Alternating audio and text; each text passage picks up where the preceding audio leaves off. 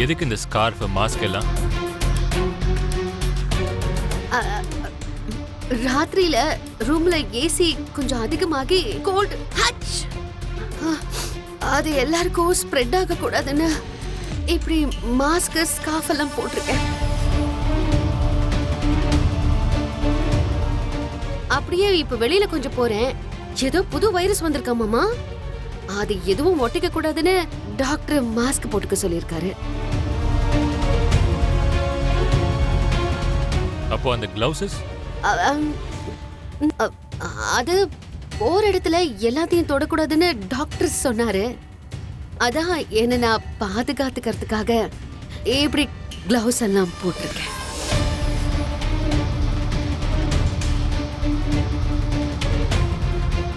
Shoes? அது வந்து நான் என் ஃப்ரெண்ட்ஸோட சேர்ந்து பக்கத்துல இருக்கிற ஃபாரஸ்ட்டுக்கு போறேன் மாமா. அங்க புழு பூச்சி எல்லாம் இருக்கும்ல, அது எதுவும் என்ன கடிச்சிடக்கூடாதுங்கிறதுக்காக ஷூ போட்டுக்கிட்டு போறேன் மாமா. யார கொல்றதுக்காக சித்தி? அப்பா, அவங்க மேல ஏற்பட்ட சந்தேகத்தை கூடிய சீக்கிரமே நான் நிரூபிக்கிறேன். அபூர்வா, உன்கிட்ட இருந்த சாம்பிளை எப்படி எடுக்கணும்னு எனக்கு தெரியும்.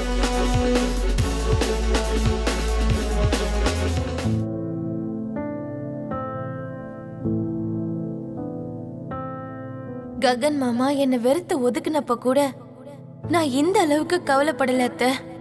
ஏன்னா என் அத்தை எனக்கு சப்போர்ட்டா இருக்காங்க அப்படிங்கிற ஒரு நம்பிக்கை இருந்தது.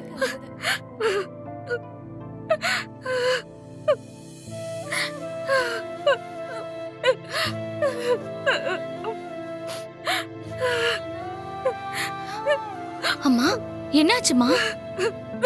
ஒண்ணும் இல்லம்மா. இல்ல, ஏதோ காரணம் இருக்கு. சொல்லுமா, ஏன் அழுதுட்டு இருக்க? அந்த கடவுள் என் நாக்க ஏன் இன்னும் வெட்டலன்னு கவலைப்பட்டுக்கிட்டு இருக்கு. என்னம்மா பேசிட்டு இருக்க? ஏன் அப்படி சொல்ற? இன்னைக்கு பூமி வீட்டுக்கு வந்தப்ப நான் ஏன் வாயாலே வீட்டை விட்டு வெளியே போயிட, இனி எப்பவுமே இந்த வீட்டு பக்கம் வராதுன்னு சொல்லிட்டேன். அது நல்ல விஷயம் தானம்மா. அதுக்கு ஏன் இவ்வளவு வருத்தப்பட்டு இருக்க? நீ இந்த வார்த்தையே இப்போ சொல்லியிருந்திருக்கணும். ரொம்ப லேட்டா சொல்லிருக்கமா. வாயை மூடு ககன். அம்மா, என்னாச்சுமா? எதுக்கு அழுகுறீங்கம்மா?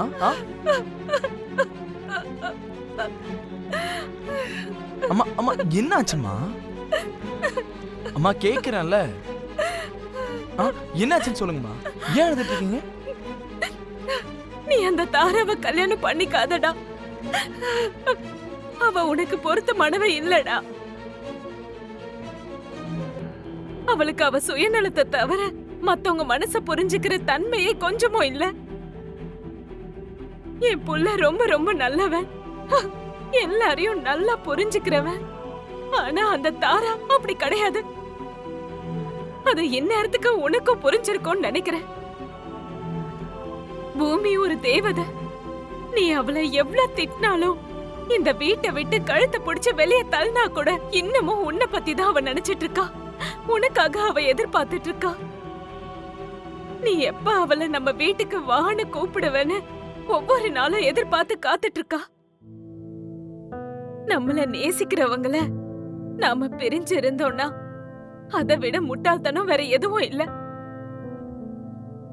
நான் சொல்றத கேளு. பூமியை நம்ம வீட்டுக்கு கூட்டிட்டு வந்துரு. சொல்ல கூட்டிட்டு வருவல்ல.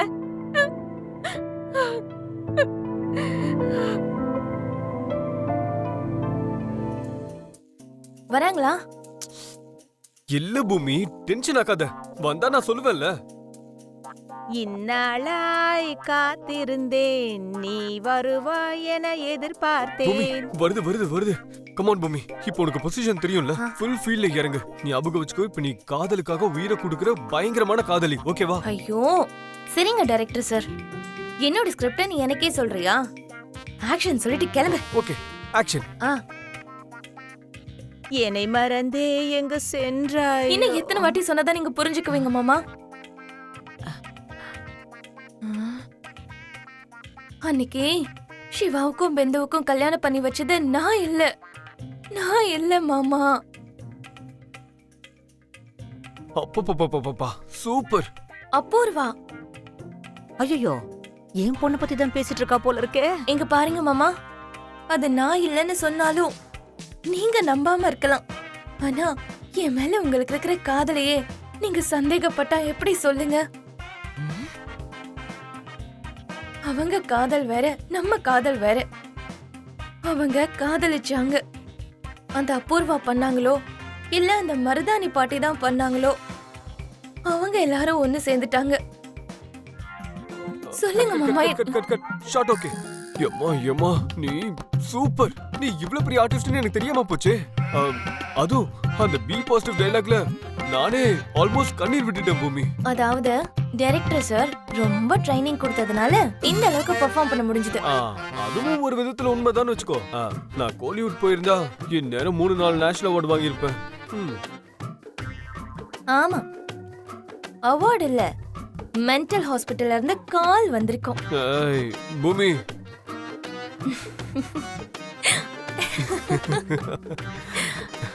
சரி பூமி, இதெல்லாம் எதுக்கு பண்ற? டிஎன்ஏ சாம்பிளுக்காக தான். டிஎன்ஏ சாம்பிளுக்கு இவ்ளோ பெரிய படம் தேவையா? தேவைதான். சில பேரை நேர்மையா இல்ல டிராமா போட்டு தான் ட்ராப் பண்ணணும். இருந்தாலும் எனக்கு ஒண்ணு புரியல பூமி. படம் இன்னும் பாக்கி இருக்கு சரி. ஐயம்மா, நீ சாதாரணமான ஆளே இல்ல பூமி. கிரைம் பிரான்ச்ல இருக்க வேண்டியவ.